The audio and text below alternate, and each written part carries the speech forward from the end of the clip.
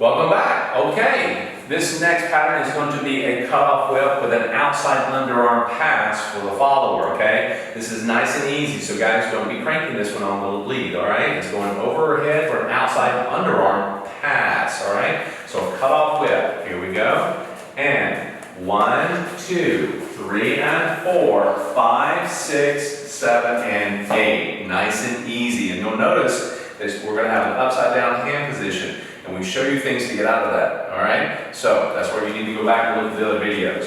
So let's take it from this angle, and 1, 2, 3, and 4, 5, 6, 7, and 8. Nicely done. Let's take it from this angle. Smiling, breathing, yes, relax.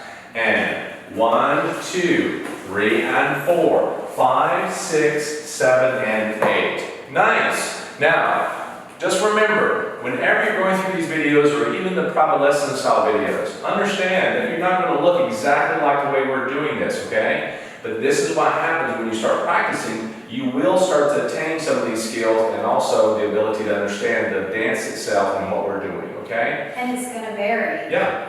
Even with us, it might look a little bit different one time to the next, just depending on the music or what we do. Yes, and you'll attain this by doing what? 3 things.